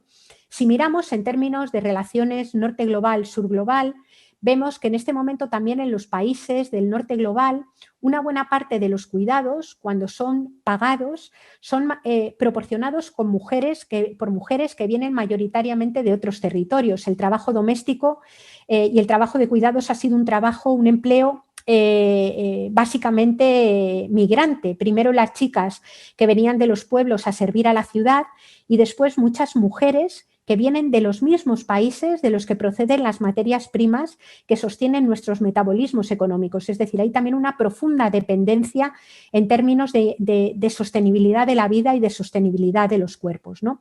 Por tanto, esta cuestión de suficiencia es un primer elemento. El segundo eje sería el reparto. El reparto de la riqueza, y no hablamos solamente de la renta, hablamos del acceso a bienes de la tierra y también el reparto de las consecuencias que ha tenido este modelo absolutamente depredador, ¿no? De las consecuencias negativas que en este momento están siendo vividas fundamentalmente las personas que por su condición de clase, de procedencia, de raza, de edad o de género están en una situación y sobre todo cuando se interseccionan todos esos elementos están sufriendo las consecuencias en mucha mayor medida, ¿no? Y reparto también de las obligaciones que comporta tener cuerpo y ser especie. Los seres humanos somos interdependientes, no podemos vivir sin cuidado y ese cuidado Por tanto, es un ejercicio de corresponsabilidad que tienen que hacer hombres, renunciando también a sus privilegios, y que tienen que hacer también instituciones públicas y privadas. No se puede vivir sin cuidados y el conjunto de la sociedad se tiene que hacer corresponsable con esa lógica de cuidar de la vida, ¿no? Y el último de los ejes sería el de el propio cuidado, ahora mismo no ya concebido como las tareas necesarias a hacer para sostener vidas vulnerables, es decir, alimentar a un bebé o cuidar a una persona mayor o cuidar a una persona enferma, sino el cuidado como política faro y política palanca que permita reorientar la organización de la vida en común, ¿no? El conjunto de la política pública puede estar atravesado por una lógica de cuidado de la vida, debe estar atravesado por una lógica del cuidado de la vida. Hablamos de que la ley de extranjería tiene que estar presidida por una lógica del cuidado a las personas. Hablamos de que la reforma laboral debe pensarse desde una estrategia de cuidado a las personas. Hablamos de que la fiscalidad tiene que estar presidida por la lógica y la voluntad del cuidado de la vida. Hablamos de que las políticas, desde luego, ecológicas, pero las políticas económicas y la construcción de los modelos económicos deben de estar presididos por esa lógica del cuidado, ¿no? Y planteamos esto, y decíamos al principio, porque no están construidas con esa lógica. Los sistemas económicos dominantes parten de una premisa, y es la de que solamente tiene valor aquello que puede ser expresado en términos monetarios. En nuestras economías solamente tiene valor aquello a lo que se le puede asignar un precio. Pero ¿cuánto vale el ciclo del agua? ¿Cuánto vale la fotosíntesis? ¿Cuánto vale la regulación del clima? ¿Cuánto vale el trabajo, porque es trabajo, que mayoritariamente mujeres denominadas amas de casa hacen a veces 50 años de su vida estando disponibles 24 horas al día? Todo eso, dentro de nuestras sociedades, no tiene valor económico. Dentro del capitalismo no forma parte del campo de estudio económico, simplemente desaparece, ¿no? Con esa reducción del concepto de valor al concepto de precio, lo que ha sucedido es que tenemos una conceptualización de la producción desde mi punto de vista nefasta. Llamamos producción solamente a aquello que hace crecer el Producto Interior Bruto. Y así lo que sucede es que reduciendo todo a la vara de medir del dinero no somos capaces de distinguir entre las producciones que nos acarician a las producciones que nos aplastan, ¿no? Una producción de trigo es exactamente igual dentro de nuestro modelo económico que una producción de armamento. Las dos producciones, cuando se hacen en el mercado, se miden en euros. Sin embargo, si las miramos no desde la perspectiva de la vara de medir del dinero, sino desde la perspectiva de las necesidades humanas que comentábamos, ambas producciones son radicalmente diferentes. Un kilo de trigo va a satisfacer una necesidad humana que es la de la alimentación, mientras que una bomba de racimo, una bomba producida, puede hacer crecer la economía, pero cuando usamos lo realmente producido, la bomba, difícilmente podemos decir que sirva para satisfacer una necesidad humana. Al no razonar más que en términos contables, dejamos de razonar desde el punto de vista de la centralidad de las necesidades y de la centralidad de la vida. Por tanto, necesitamos también modelos económicos que sean capaces de superar indicadores reduccionistas que lo miden todo en términos estrictamente contables, y necesitamos también medir nuestra economía en términos materiales, en términos de necesidades humanas, ¿no? El haber considerado así la producción, al mirar solamente la dimensión que crea valor en el mercado, que es la monetaria, lo que nos hemos encontrado es con que deseamos que esas producciones crezcan al máximo posible, llegando a acuñar la convicción de que, salvo que esas producciones crezcan al máximo posible, la vida humana no es viable. Es decir, que la vida humana es un subproducto, es la consecuencia, es el resultado de un modelo de crecimiento económico, y que sin él no es posible garantizar la existencia de las personas, ¿no? A eso es a lo que el movimiento ecologista le ha denominado el mito del crecimiento. Y ese mito del crecimiento se ha terminado convirtiendo en una especie de religión civil, en un fundamentalismo religioso, decía Karl Polanyi, todavía más peligroso que cualquiera de los fundamentalismos religiosos que conocemos, ¿no? Porque instala en los imaginarios colectivos, nos fabrica, digamos por así decir, como personas, fabrica una serie de subjetividades que acaban asumiendo que todo merece la pena ser sacrificado con tal de que la economía crezca. Es decir, el crecimiento económico, el dinero, pasa a ser el valor sagrado de nuestras sociedades y todo merece la pena ser sacrificado con tal de que ese dinero crezca. Y cuando digo todo, es todo. Podemos transigir con sacrificar el territorio fértil, podemos transigir con dinamitar los glaciares que sea preciso dinamitar para extraer minerales abajo, transigimos, digamos, con la expropiación o con la vulneración de derechos de personas que viven en nuestros territorios y fuera de nuestros territorios para ser desposeídos de esos recursos, dejamos abandonadas personas en el mar o dejamos encerradas personas en centros de internamiento de extranjero, transigimos con la violencia de muchos lugares y es precisamente la amenaza de que la economía no va a crecer o de que no se van a generar puestos de trabajo, la que sirve como elemento de domesticación, la que sirve como un elemento absolutamente disciplinador que permite que pasemos por encima de cualquier tipo de derechos, ¿no? En este momento, la exigencia del cumplimiento de los derechos humanos en todas sus dimensiones es una exigencia absolutamente crucial, ¿no? Digamos que el hecho de reconocimiento de esos derechos ha servido para legitimar todas esas luchas. Por ejemplo, los Objetivos de Desarrollo Sostenible en este momento plantean una serie de metas que son, plantean una serie de objetivos, que desde mi punto de vista no se pueden alcanzar con las metas que se han definido para alcanzarlos, no se pueden o sea, presentan importantes carencias, pero que sin embargo al estar formulados permiten que sea legítimo exigir su cumplimiento y que de alguna manera ya ponen en conexión la cuestión de sostenibilidad con el sostenimiento de las vidas, ¿no? El gran reto que tenemos en el momento actual, y lo voy a decir de una forma coloquial, es que nos va a tocar trabajar a la vez para frenar, por así decir, o impedir el fin del mundo y conseguir que la gente llegue a fin de mes, dicho de una forma metafórica. Es decir, ambos retos se producen en paralelo, ¿no? Ambos retos los tenemos que trabajar a la vez. Más que nunca, pensar en el bienestar de las personas extendido está directamente ligado a la posibilidad de conservar la naturaleza, ¿no?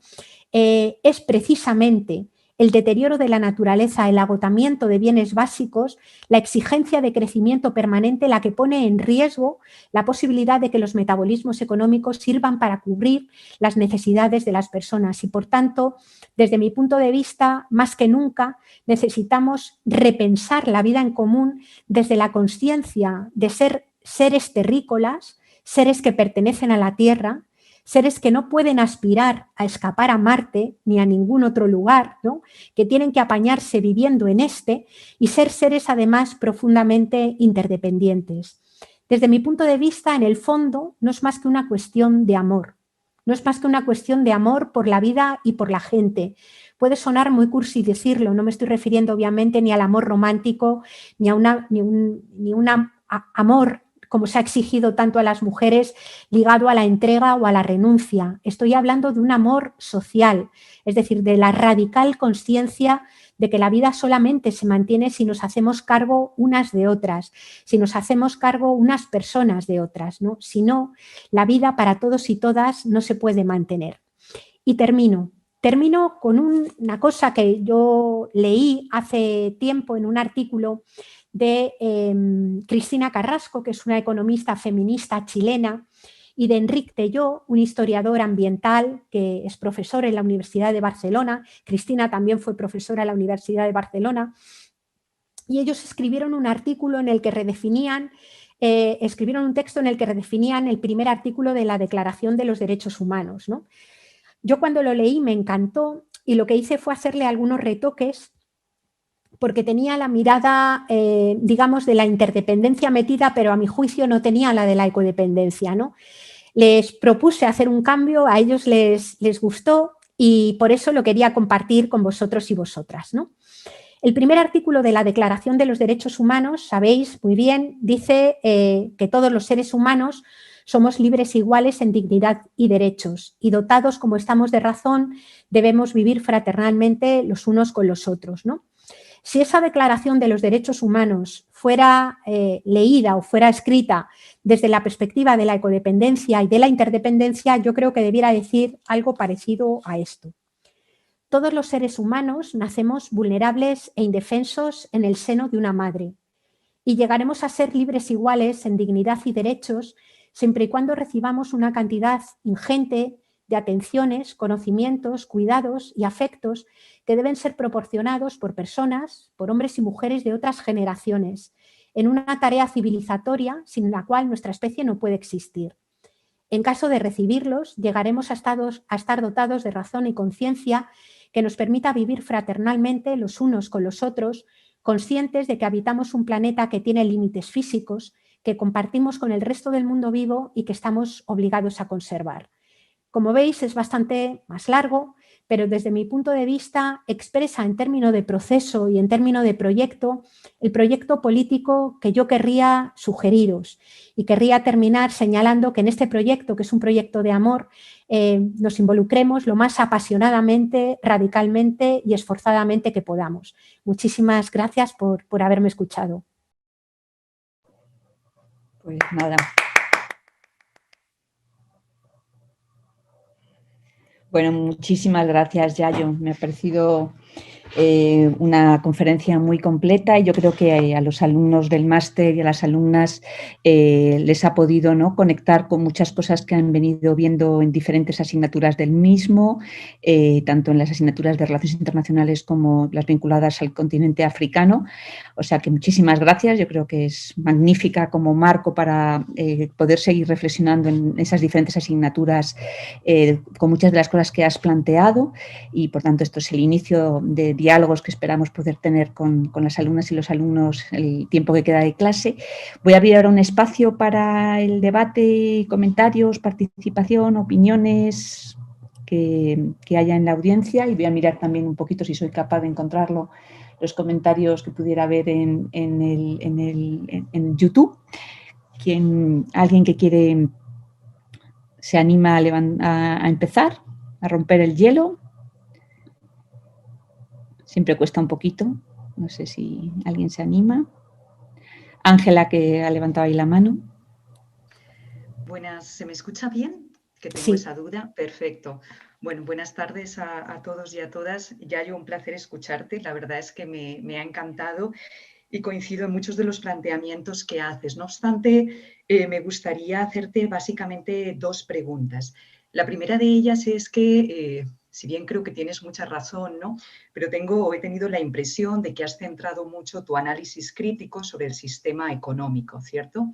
Entonces, me gustaría aludir un poco a una visión un poquito más descentrada, sin dejar de considerarla, de la economía, que entiendo que tienen algunas autoras feministas que trabajan desde el feminismo profundo, donde hablan que es un problema quizá no solo del sistema económico, sino del sistema cultural en el que ubicamos y entendemos nuestra propia vida. Entonces, en aras, digamos, de intentar transformarlo y en aras de darle un valor político radical a nuestras pequeñas prácticas cotidianas, hablan también de la importancia que tiene, digamos, justamente lo que has dicho al final de tu conferencia, ¿no?, los sentimientos. La sensibilidad en la relacionalidad hacia las otras personas y también hacia los otros no seres vivos con los que, como muy bien decías, ¿no?, vivimos en una interdependencia y una correlacionalidad absoluta.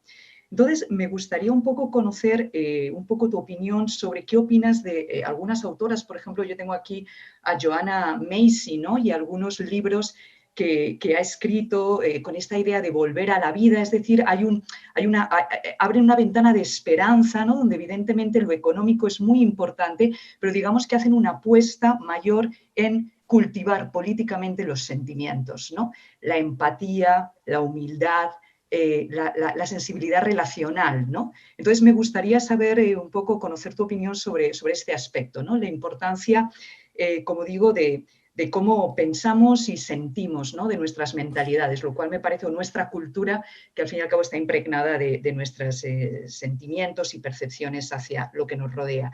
Y la segunda cuestión que te quería plantear es que una de las cosas que encuentro constantemente en las reflexiones que desde distintas versiones o distintas aproximaciones teóricas, ¿no? Se están haciendo sobre pues, la situación de emergencia de nuestro planeta y las políticas que lo alimentan, es la crítica a la visión antropocéntrica. Es decir, cómo incluso las visiones críticas acaban en una reflexión autorreferencial sobre qué necesidad tenemos de cuidar la naturaleza, pero básicamente porque nos tenemos que cuidar a nosotros mismos, lo cual cuestiona poco, digamos, la jerarquía epistémica, ontológica y metafísica quizá en la que vivimos, ¿no? Entonces me gustaría un poco conocer tu opinión sobre estas críticas al antropocentrismo, que por otra parte hay otros autores y autoras que de algún modo no aceptan del todo porque dicen que es perder parte del sentido de lo político, de la lucha política que nos debe ocupar, ¿no? Entonces me gustaría un poco conocer tu opinión sobre estas dos cuestiones. Gracias. Pues si quieres ya yo y luego hago otra pregunta. Vale. Bueno, muchas gracias, Ángela, por las preguntas. A ver, tienes mucha razón. Yo he elegido en la conferencia, he elegido sobre todo esa dimensión, digamos, que plantea la economía ecológica, por así decir, que es el anclaje o el vínculo material, digamos, de los sistemas económicos con la tierra, que es un vínculo material que se ha cortado en los modelos económicos dominantes, ¿no? Sin embargo, podía haber enfocado y hubiera sido otro enfoque desde mi punto de vista que casi antecede a este que he elegido hacer, hubiera podido plantearlo sobre el tipo de relaciones, de sentimientos y de conciencias de subjetividades que construimos en nuestros modelos culturales. Desde mi punto de vista, este sistema económico que yo he tratado de describir, que es absolutamente depredador, que no conoce límites, es un sistema económico que solamente podía surgir en un modelo que culturalmente, previamente, hubiera desconectado y roto los vínculos afectivos, digamos, con la naturaleza y entre las personas, ¿no? Desde mi punto de vista, el patriarcado es un modelo social, una forma de organización social que está asentado sobre algo que Almudena Hernando ha denominado la fantasía de la individualidad, es decir, la creencia de que la vida puede desarrollarse emancipada de la naturaleza, emancipada de nuestro propio cuerpo y emancipada o desresponsabilizada del cuidado de los demás, ¿no? Y es un modelo es un modelo social que solamente se puede sostener en la medida que en otros espacios invisibles, subordinados, subalternos, sometidos, haya otros seres, otros territorios, otras personas que sostienen cotidiana y generacionalmente la vida, digamos, desde espacios ocultos, ¿no? Desde espacios que habitualmente no vemos. Es un modelo económico basado en unas jerarquías tremendas, un modelo político, y de convivencia basado en unas jerarquías asentadas, ¿no? Donde se da por hecho, por reglas no escritas, que unas vidas valen más que otras. La vida de los hombres vale más que la vida de las mujeres, la vida de los sujetos blancos es más valiosa que la vida de los sujetos no blancos, la vida de los sujetos humanos es más valiosa que la vida de los sujetos no humanos, y ese sistema jerárquico que está plenamente inoculado en nuestras sociedades termina construyendo un sistema de dominio que evidentemente violenta el resto de las vidas, ¿no? Nuestra cultura es una cultura que efectivamente no solo es que se haya desvinculado económicamente de la naturaleza y de los cuerpos, sino que lo que peor es que se ha desarrollado como una especie de sentimiento de desvinculación. Es decir, sentimos que más que necesitar relaciones, más que respirar, más que comer alimentos que proceden de la tierra, más que pertenecer a la trama de la vida, sentimos que necesitamos dinero. Y ese sentimiento de desconexión, es un sentimiento que marca en mucho, insisto, en las sociedades occidentales, porque todavía muchos pueblos originarios y muchos pueblos, digamos, no occidentales resisten a esta idea desde tiempos de las colonias, ¿no? Ese sentimiento está ahí presente, ¿no? Para mí, Joanna Macy es una autora, yo diría que yo recomendaría que todo el mundo la leyera, ¿no? Sobre todo, además, con esa conexión que establece con la trama de la vida, pero también con esa conceptualización maravillosa que ella hace de lo que denomina la esperanza activa, ¿no? Ella denuncia la esperanza vacía, que es esa esperanza que decimos cuando llega el partido político de turno y dice, esta es una propuesta ilusionante o esperanzada. No, la esperanza activa se construye cuando una se siente en el camino de estar resolviendo y está haciendo algo para resolver los problemas que hemos detectado, ¿no? Hay otras autoras, como por ejemplo, es que tengo aquí el libro encima de la mesa, Robin Wall Kimmerer, que es una mujer indígena del norte de Estados Unidos, que es botánica, ella es científica botánica, es catedrática en una universidad, pero ha establecido un trabajo interesantísimo de conexión de la botánica que conocemos, ¿no? Con una dimensión afectiva que viene del conocimiento de la ciencia de su propio pueblo, ¿no? Y en un libro, por ejemplo, que se llama Una trenza de hierba sagrada, habla precisamente de esa conexión, que es una conexión también política, ¿no? Es decir, no deja de ser político el cómo nos relacionamos con todo lo vivo que hay alrededor, ¿no? Por tanto, me parecía muy oportuno lo que tú estabas señalando. Allí está, cuando yo decía que este cambio es un ejercicio de amor, es porque es un ejercicio sobre todo que implica también a los sentimientos, que implica también a la política, que desde mi punto de vista no tienen por qué estar desconectada. Querer cambiar el metabolismo económico, querer cambiar la ley de extranjería es una cosa que conecta de forma íntima, creo yo, con sentimientos, con emocionalidades y con racionalidades que no son la puramente contable o la puramente, digamos, científica al uso, tal y como concebimos la ciencia, digamos, dentro del mundo occidental, ¿no? Y en cuanto a la parte de crítica antropocéntrica, yo creo que nuestra cultura, sobre todo la cultura occidental, es una cultura radicalmente antropocéntrica. Es una cultura que aprendió, y nos podemos seguir a las raíces del pensamiento platónico, al pensamiento, digamos, de la escolástica, al pensamiento judeocristiano y a la propia modernidad con Descartes, Newton y Bacon, aprendió a mirar la naturaleza y al resto de las personas y los cuerpos fundamentalmente desde la exterioridad, desde la superioridad y desde la instrumentalidad, ¿no? Ha sido una mirada que nos ha hecho colocarnos como si fuéramos sujetos que estamos fuera de la trama de la vida, ¿no? Y eso es un importante error que conduce a cortar esa trama de la vida sin ser conscientes de que estamos encaramadas además dentro de ella, ¿no?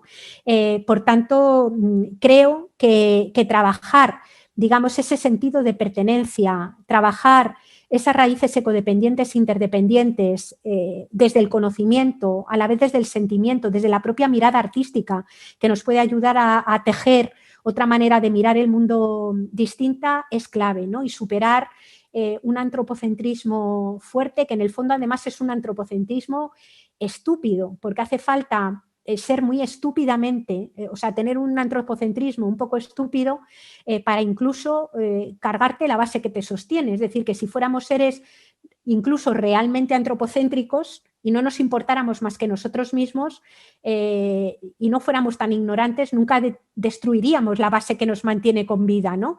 Es decir, que es una lógica, además, un poco, creo yo, torpe e ignorante, además de tremendamente injusta, ¿no? Y basada, bueno, pues como tú estabas señalando, a partir de todos esos sentimientos y convicciones, termina siendo una lógica que es patriarcal, que es racista, que es colonial, que es estructuralmente cocida y que se lleva por delante pues muchas vidas y muchas posibilidades de vivirlas con dignidad y con alegría. Sí, muchas gracias.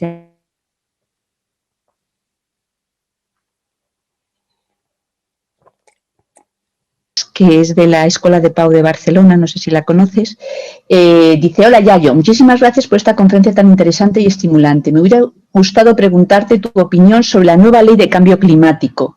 Ha sido criticada por las organizaciones ecologistas. ¿Ha incorporado en alguna medida la mirada feminista y las relaciones globales de desigualdad norte y sur? Y luego alguna pregunta. Iciar, no me quedé con el nombre. ¿Me dijiste que era de la Escuela de Pau? Sí, es María Villellas. Vale, muy bien, muchas gracias, María. A ver, la ley de cambio climático que se ha aprobado recientemente es una ley que desde mi punto de vista nace vieja y nace insuficiente, ¿no? Si comparamos con lo que se había hecho en este país en los años anteriores, naturalmente que está a años luz de lo que había sucedido anteriormente. El tema es que es una ley que hubiera sido magnífica para haberla sacado en los años 90, pero es una ley insuficiente en el año 2021 y con las dinámicas que estamos ahora. Es decir, haber alcanzado los niveles que planteaba la Cumbre de París de reducción de gases de efecto invernadero, por poner simplemente un dato, hubiera supuesto reducir las emisiones de gases de efecto invernadero en un 55% y esta ley plantea reducirlas en un 23%. Luego, por tanto, es muy, muy insuficiente, ¿no?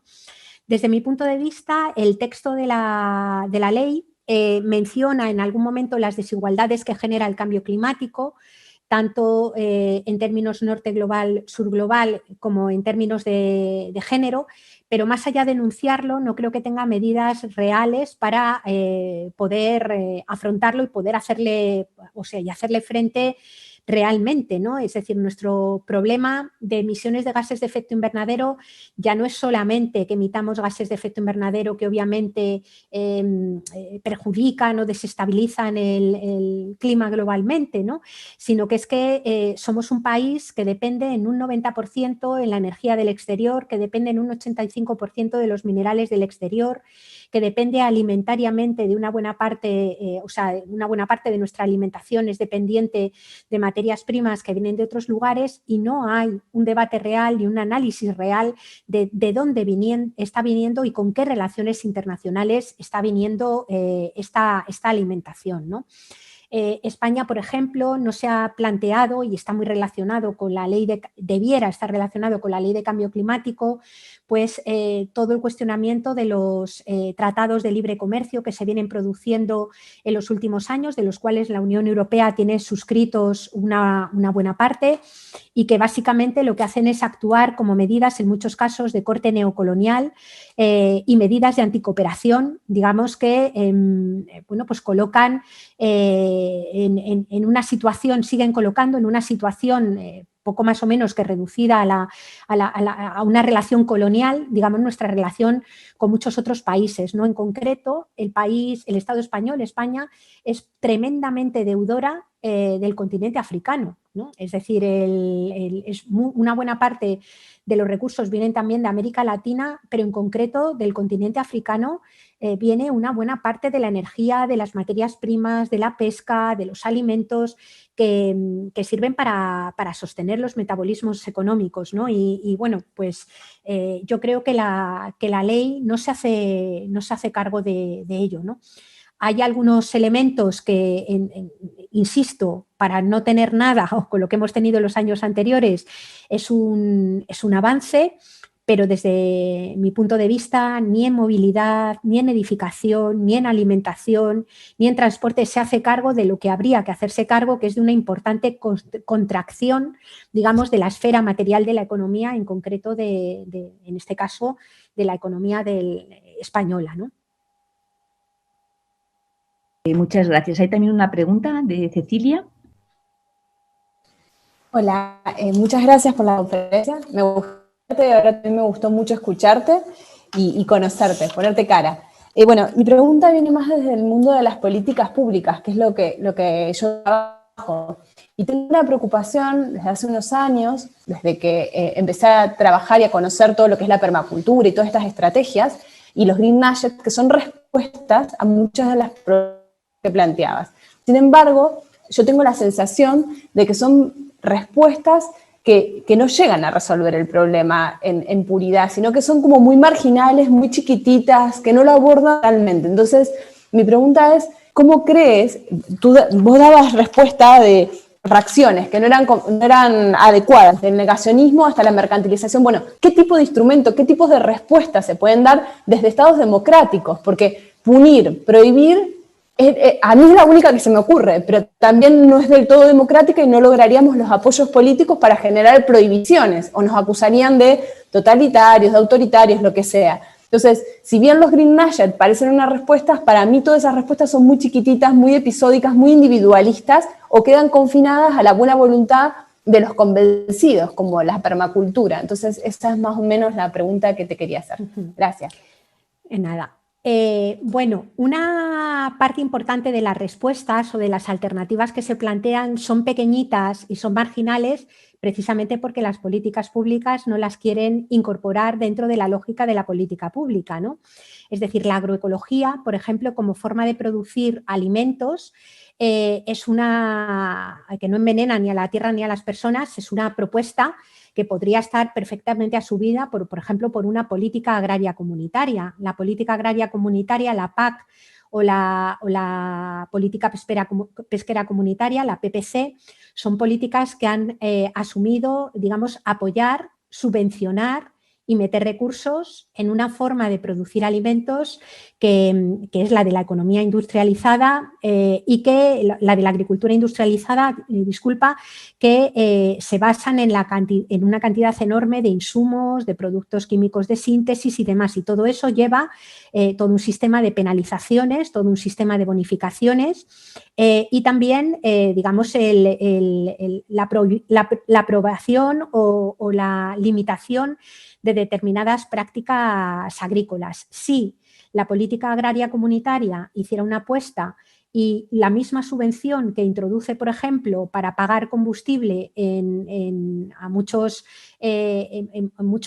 explotaciones agrarias o, por ejemplo, el combustible que utilizan los pesqueros, los grandes pesqueros que van hasta las aguas, por ejemplo, del Sáhara o de Somalia a extraer la pesca de estos países, se empleara en financiar o en bonificar, digamos, otras prácticas agrarias diferentes, dejarían de ser marginales y podrían ser políticas más extendidas. De hecho, una buena parte de los proyectos que se han venido generando de agroecología son proyectos que salen en la mayor parte de las veces sin ningún tipo de apoyo de política pública detrás. Por ejemplo, un país como Francia, que ha hecho una apuesta mucho más fuerte por la producción local, por la relocalización de la producción agraria, por el apoyo a campesinos y a campesinas en los propios territorios, por favorecer, por ejemplo, todo un sistema de sellos de producción ecológica mucho menos difíciles de alcanzar o menos caros de alcanzar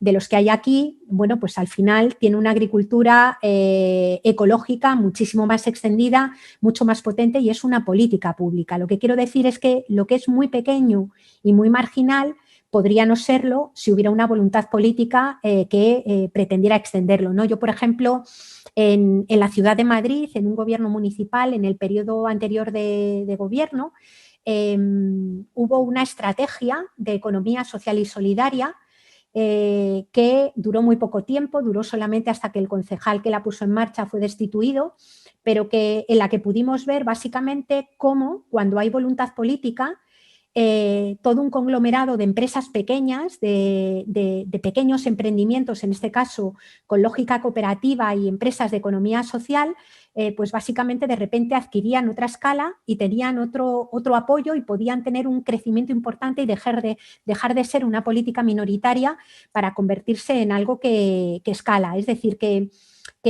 si tuviéramos que pensar, ¿vamos a resolver el problema de la alimentación mundial simplemente montando huertos en nuestros tejados? Pues claramente no. Es decir, puede ser una política que incida en el vínculo con la naturaleza, que resuelva las necesidades de 3 personas, pero claramente es una cosa pequeña, digamos, que no es estructural.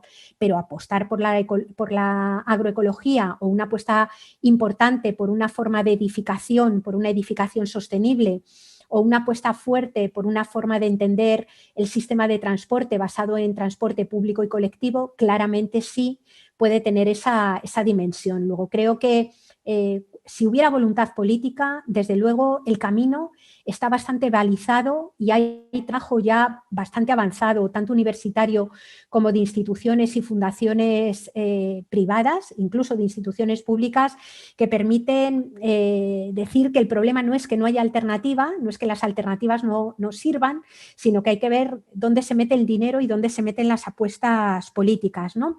Y luego un comentario a lo que has dicho de ligar la prohibición con los sistemas no democráticos, ¿no? Y yo quisiera,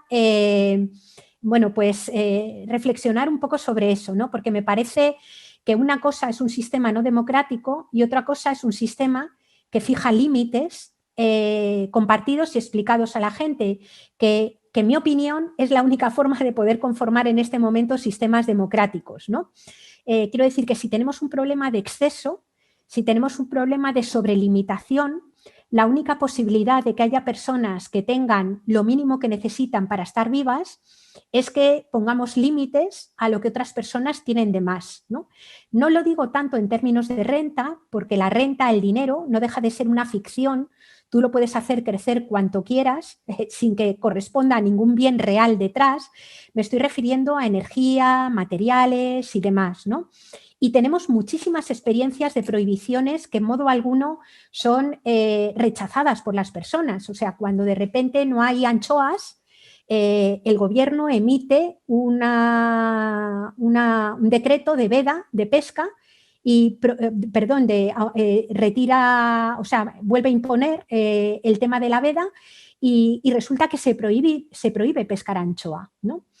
Y la gente no sale a quemar las pescaderías ni se siente vulnerada en sus derechos porque entiende que cuando hay límites, cuando no hay que marcar límites, ¿no? Cuando se prohibió fumar dentro de los espacios cerrados, al principio parecía que, se decía que se iba a hundir la hostelería y lo que sucedió es que al día siguiente la gente salió a fumar a la puerta del bar y a la mayor parte de la gente nos pareció que los bares eran unos lugares como más habitables para estar dentro, ¿no? En la pandemia, por ejemplo, se ha producido la prohibición más absolutamente brutal que yo he conocido en todo el tiempo que llevo viva, que ha sido la prohibición de salir a la calle, la prohibición de ir a ver a nuestros familiares, la prohibición de besarnos, la prohibición de abrazarnos. Y la mayor parte de la gente la ha asumido y la ha comprendido porque entendía que lo que estaba en riesgo era la vida, ¿no? Es decir, yo creo que las personas tenemos inteligencia, racionalidad y sentimientos suficientes para entender que si lo que está en riesgo es la existencia, hay determinadas cosas a las que hay que ponerle límites. Y desde mi punto de vista, es un problema que tal y como hay ahora en algunos discursos políticos que te ponen los pelos de punta, haya quien diga que la libertad es algo que depende única y exclusivamente o está inserta, está encarnada en cada persona individualmente, ¿no? La libertad, desde mi punto de vista, una libertad en convivencia, una libertad en una sociedad ecodependiente e interdependiente está directamente ligada a la justicia y a la posibilidad de existencia en todo el mundo. Y por tanto, cuando hay quien tiene mucho más de lo que le corresponde, ponerle límites no solamente no es un ejercicio no democrático, sino que es un ejercicio, desde mi punto de vista, que permite poner las bases de la construcción de una vida en común, ¿no? Igual que se hizo bajo la lógica de los bienes comunes a lo largo de la historia. Los bienes comunes siempre estuvieron organizados por una comunidad que se regía por un sistema de normas y sanciones. No hay institución, entendiendo la institución como un conjunto de reglas de la vida en común, que no tenga normas y sanciones, ¿no? Por tanto, yo quiero poner una pica y levantar una lanza en favor de las limitaciones, no de las prohibiciones de cantar un rap o de las prohibiciones de expresarnos, por más que no nos guste lo que las personas puedan estar expresando, sino de la prohibición de consumir más de lo que te toca, sobre todo cuando lo que está en juego es que otras personas no puedan tener los mínimos, ¿no? Muchísimas gracias, Yayo. No sé si hay alguna otra pregunta de las personas que nos están escuchando vía YouTube, o los que estáis en la sala. ¿Se anima alguien de los alumnas y alumnos del máster a dar alguna opinión? Por lo menos sí que os pediría, si no os importa, que pusierais las cámaras, al menos para que podamos despedir con un poquito de afecto y cercanía a Yayo, que creo que es importante, y así podamos un poco agradecerla enormemente la conferencia que ha dado, que yo creo que es muy rica, muy interesante, y que nos va a permitir también seguir trabajando muchas cosas en el contexto del marco del máster. Muchísimas gracias, Yayo, como siempre un placer escucharte, ya en algún otro momento, porque ya son las 8, yo también tendría algunas cosillas que trabajar contigo y debatir, porque me ha encantado y siempre que te escucho aprendo un montón. Y bueno, te emplazo para que volvamos a encontrarnos en el contexto del máster el año que viene o en otro momento y poder seguir este diálogo y esta conversación. Pues nada, si os parece, vamos. Muchas gracias a vosotras. Ha sido un placer escucharte. Gracias. A despedirla. Un abrazo muy fuerte, cuídate mucho y pronto nos seguimos viendo por aquí o por donde podamos. Presencialmente en algún encuentro por la calle de Madrid, ojalá prontito. Ojalá. Un abrazo fuerte. Un abrazo.